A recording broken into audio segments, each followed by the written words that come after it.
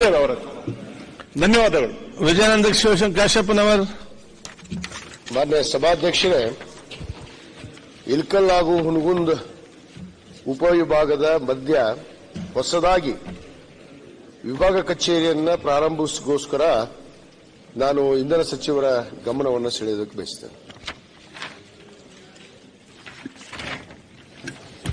ಸಭಾಧ್ಯಕ್ಷರೇ, ಉತ್ತರವನ್ನು ಒದಗಿಸಲಾಗಿದೆ.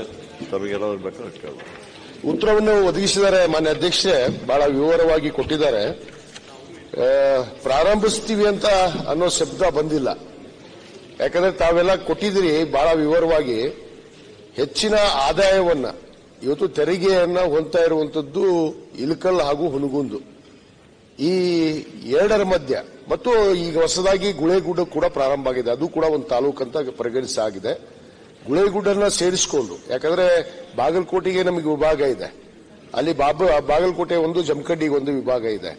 ನಮ್ಮ ಈ ಮೂರು ಮತಕ್ಷೇತ್ರಕ್ಕೆ ಸೇರಿಕೊಂಡು ಒಂದು ಹೊಸ ವಿಭಾಗವನ್ನು ಪ್ರಾರಂಭಿಸಿದ್ರೆ, ಈಗಾಗಲೇ ತಮಗೆ ಗಮನಕ್ಕಿರುವ ಹಾಗೆ 220 ಕೆವಿ ಸ್ಟೇಷನ್ ಕೂಡ ಮಂಜೂರಾತಿ ಆಗಿದೆ. ಅದು ಕೂಡ ಪ್ರಾರಂಭ ಆಗಬೇಕು. ಅಲ್ಲಿ ವಿಭಾಗ ಕಚೇರಿ ಆಗಲೇಬೇಕು ಅಂತ ನನ್ನ ಒತ್ತಾಯ. ಮಾನ್ಯ ಅಧ್ಯಕ್ಷರೇ, ತಮ್ಮ ಮೂಲಕ ನಾನು ಸಚಿವರಲ್ಲಿ ವಿನಂತಿ ಮಾಡಿಕೊಡ್ತೀನಿ. ಸನ್ಮಾನ್ಯ ಸಭಾಧ್ಯಕ್ಷರೇ, ಸನ್ಮಾನ್ಯ ಸದಸ್ಯ ವಿಜಯಾನಂದ ಕಾಶ್ಯಪ್ಪನವರು ಒಂದು ಉಪ ವಿಭಾಗ ಆಗಬೇಕಂತ ಬೇಡಿಕೆಯನ್ನು ಹೇಳ್ತಿದ್ದಾರೆ. ಬಹುಶಃ ಈ ವಿಚಾರದಲ್ಲಿ ದಿನಾಂಕ 7/3/2019